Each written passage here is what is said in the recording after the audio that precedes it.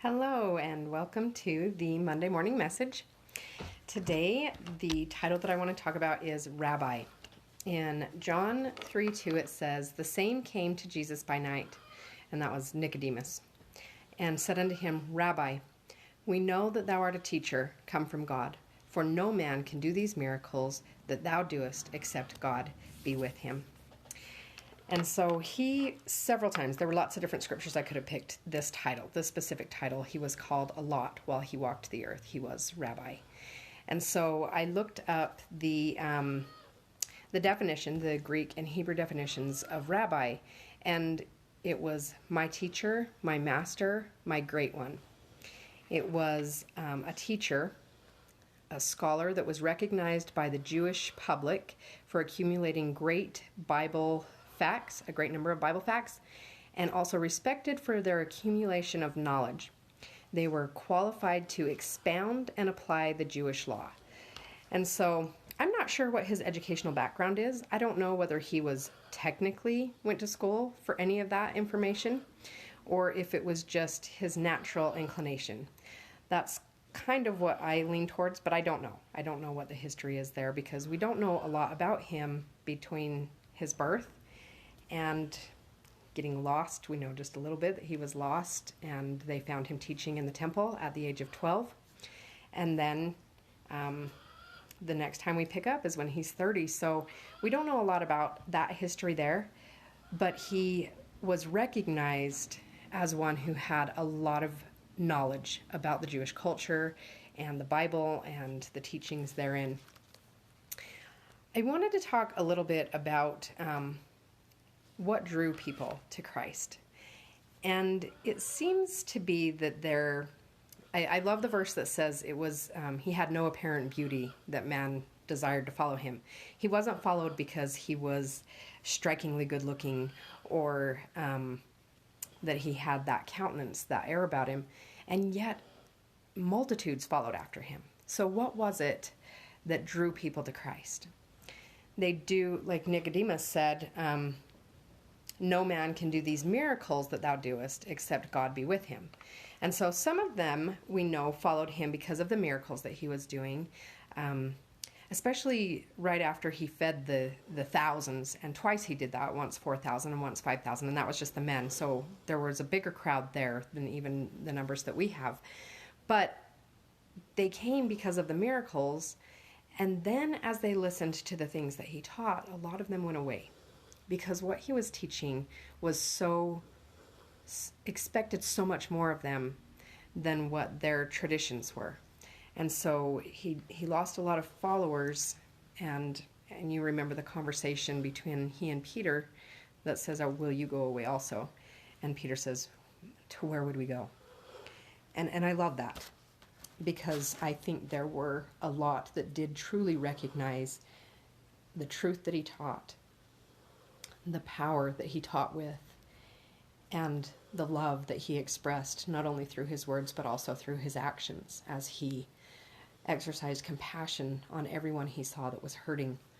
And so my question, kind of what I thought about yesterday as I was studying this, was, why am I drawn to him? Why are you drawn to him? What draws you to Christ? Is it the specific things that he teaches? Is it the feeling that comes with those teachings? I one of the things that draws me to him is how the things that he taught pushed the boundaries.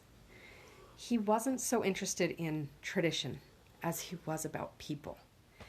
And I love that. I love that his teachings challenge us to be a little better, to be a little kinder, to love a little more. And that truth that he taught demanded so much more of them. And yet, when we comply with those things that he asks us to do, and sometimes they do feel like they push us to the limit. Sometimes the things feel like we don't have the time, or we don't have the ability or the qualification to do all that we're asked to do by him. And yet, when we follow through, the compensation is so much more than what he asks. There's so many compensating blessings that come when we follow not just the commandments, not just what the prophets are asking us to do, but when we follow those personal little commandments, the little things that come by the Spirit that direct us of things that He wants us to do, things that make us step outside of our box, that step out of our boat and we try to walk on water. And with Him it's possible, and yet sometimes it is so hard for us to trust and get to that point. But I know that when I have stepped out of my boat, when I have stepped out of my comfort zone and done the things that He has asked me to, especially those personal commandments, those things that come specifically through personal revelation to me, that I have this profound feeling He wants me to do. When I step out of my comfort zone, He is there. He is there on the water with me. And He is there to teach me each step. He doesn't give me huge insights. I don't all of a sudden know exactly what I'm supposed to do. But He gives me little promptings, little direction, little footsteps. And as I do those things, He directs my path and gives me the next step, the next thing to do. And He teaches me still. Still He is my rabbi. And I love that possession in that word, the definitions, my teacher, my master, my great one. And He is all of those things to me. And He has led me to places I would have never dared go. I would have been terrified if I didn't know that I had Him to lean on and Him to teach me along the way. And because of those things, I look at where I am in my personal life, in my spiritual life, in my business life, and I know that it is because of Him, because He is my teacher, my master, my great one. Because He is my rabbi, I have been able to do things that were way beyond what I was capable of because of the compensating blessings that come by abiding by His teachings. So my challenge to you this week is to look at your life, to look back on the things that you have done and look back on the personal things He's asked you to do and see His hand and to see how He has taught you and how He has led you one step at a time and pushed you a little bit beyond what you think you're capable of, and when you've done those things, where you've ended up. Olia Goff, signing off. Get hope, get Christ, get anchored.